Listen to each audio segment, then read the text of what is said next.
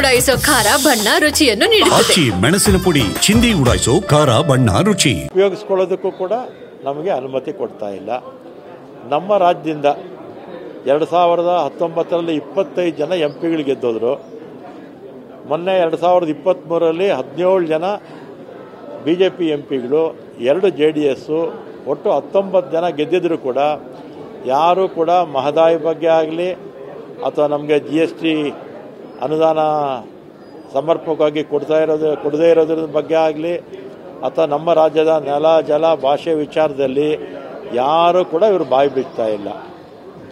ಅದರಿಂದ ಕರ್ನಾಟಕದ ಜನತೆ ಇಂಥವ್ರನ್ನ ಆಯ್ಕೆ ಮಾಡಿ ಕಳಿಸಿದ್ದು ನಮ್ಮ ರಾಜ್ಯದ ದುರದೃಷ್ಟ ಅಂತ ನಾವು ಹೇಳೋಕ್ಕೆ ಇಚ್ಛೆ ಪಡ್ತೀನಿ. ಕೆಲಸಕ್ಕೆ ಬಾರದ್ದೆಲ್ಲ ಮಾತಾಡ್ತಾರೆ MP ಗಳು, ಆದರೆ ನಮ್ಮ ರಾಜ್ಯದ ಹಿತಾಸಕ್ತಿ ಬಗ್ಗೆ ಮಹದಾಯಿ ಇರ್ಬೋದು, GST ಇರ್ಬೋದು, ಬೇರೆ ಅನುದಾನಗಳಿರ್ಬೋದು, ಮೆಟ್ರೋ ಇರ್ಬೋದು, ಯಾವುದ್ರ ಬಗ್ಗೆನೂ ಮಾತಾಡಲ್ಲ. ರೈಲ್ವೆ ಇರ್ಬೋದು, ಯಾವುದ್ರ ಬಗ್ಗೆನೂ ಮಾತಾಡಲ್ಲ. ಅವರು ಆಯ್ಕೆಯಾಗಿ ಏನಕ್ಕೆ ಇವರು ಆಯ್ಕೆ ಆಗಿದ್ದು ಜನ ಯೋಚನೆ ಮಾಡಬೇಕು. ಇಂಥವ್ರಿಗೆ ಮತ ಕೊಟ್ಟು ರಾಜ್ಯದ ಹಿತಾಸಕ್ತಿಗೆ ಧಕ್ಕೆ ತರ್ತಾ ಇರ್ತಕ್ಕಂಥ ಲೋಕಸಭಾ ಸದಸ್ಯರ ಬಗ್ಗೆ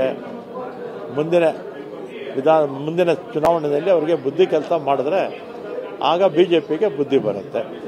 ಕೇಂದ್ರ ಸರ್ಕಾರ ಅಂತ ಬಿಡಿ, ಯಾರು ಕೂಡ ನಮ್ಮ ರಾಜ್ಯದಿಂದ ಆಯ್ಕೆಯಾಗಿ ಮಂತ್ರಿಗಳಾಗಿರ್ತಕ್ಕಂಥವರು ಕೂಡ ನಮ್ಮ ರಾಜ್ಯದ ಹಿತಾಸಕ್ತಿನೇ ಕಡೆಗಣಿಸಿದ್ದಾರೆ.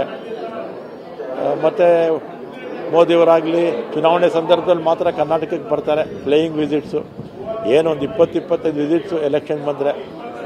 ಅವರು ಇನ್ನು BJP ಅಧ್ಯಕ್ಷರು ನಡ್ಡಾ ಅವರು ಮತ್ತು ಶಾ ಅವರು ಏನು ಬಂದು ಆಶ್ವಾಸನೆಗಳು ಕೊಡ್ತಾರೆ ಚುನಾವಣೆ ಸಂದರ್ಭದಲ್ಲಿ. ಚುನಾವಣೆ ಆದಮೇಲೆ ಕರ್ನಾಟಕ ಇದೆ ಅನ್ನೋದನ್ನೇ ಮರೆತು ಬಿಡ್ತಾರೆ ಇವರು.